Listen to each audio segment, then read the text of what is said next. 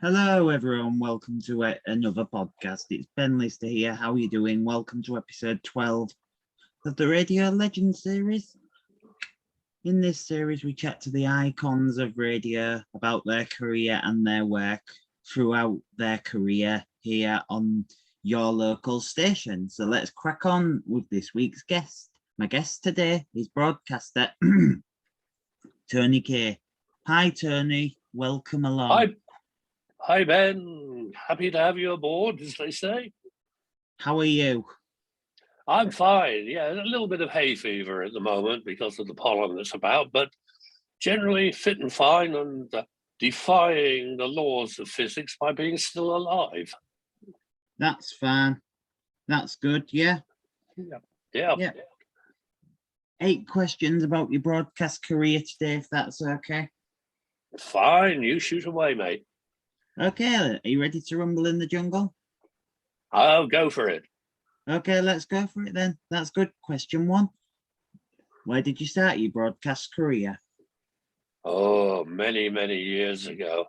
When I left school, I went to work for an agency, theatrical agency in Swansea in Wales called Verney Lay's Agency. And while I was there, I saw an advertisement in New Musical Express and Melody Maker, who were the main trade magazines, basically, of that day for the pop industry, wanting disc jockeys for a unique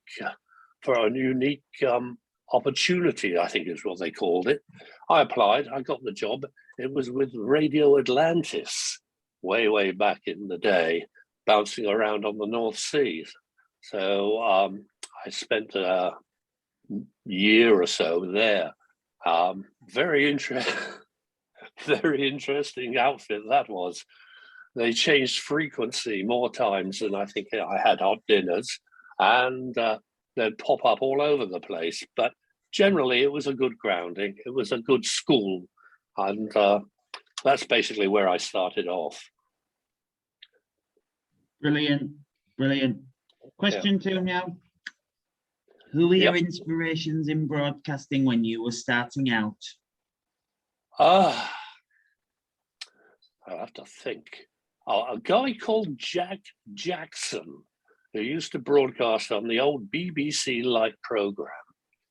And then latterly, the legendary Kenny Everett, of course. And those were the two that I thought were absolutely at the top of their tree. Yeah. And were you a fan of Kid Jensen at all?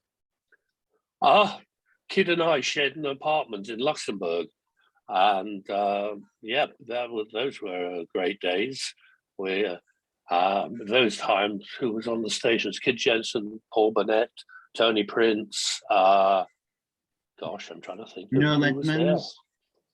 Noel Edmonds. He was on before I went out there. Yeah, he was a little before me. Have you ever crossed paths with Noel Edmonds before? I can't say I have, but I know he lives very near where I used to live, down in the West Country. That's good, yeah. Brilliant. Yeah. Question 3, what is your favourite part about the job? Now there's a question. That's a bit like a prism with multiple colors coming out of it. The best part of the job, well, today at the moment, sitting here in my home studio without the hassle of having to go across the town to a radio studio, as everything is done remotely these days. And it takes a lot of the stress out of the job. The best part of the job, I think, is entertaining people, because radio is theatre of the mind.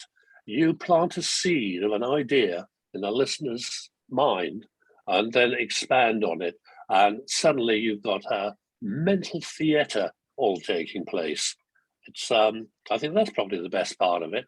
Rather than that was, this is, and here's another one. Put some entertainment into the program, and then people will, sit up and listen. In fact, I have something here actually, which I don't know if we've got time to play this, but this is one of the characters which we use a lot on the program, which goes like this. If I can just bring that up, play now. Yes, it's me again. Hello. .com, the surfing granny of the internet. Yee-hoo! Random cowboy. Beep, beep, beep, beep, beep, beep, beep. And have I got a sign for you, boys? Whee! Yes. Now, you wouldn't necessarily think of the internet as the place to look for doing it yourself. That's one of the characters that I use quite a lot. It's old.com. And it tends to kind of lift it off from the normal so that you don't get bored with, me rabbiting on and all that. So yeah, keep it entertaining is the best part of the program, and try and raise a smile somewhere along the line. Brilliant. Yeah. Now we'll move on to question 4. What is your greatest achievement in radio so far? Staying alive. But no, I think in radio, excuse me. That's a difficult question because really every program you do is an achievement. If you put your name to something, then it has to be the best you can possibly do. And so every program is really an achievement. It depends how much work you put into it as to what it sounds like when it comes out of the speakers at the listener's end.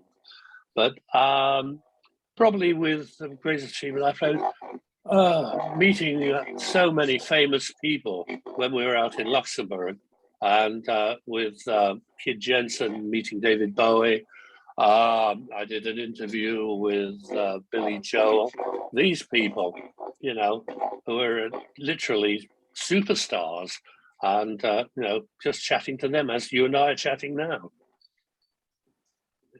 Who was the most famous person that you, apart from Billy Joel, who you met at Luxembourg, interviewed?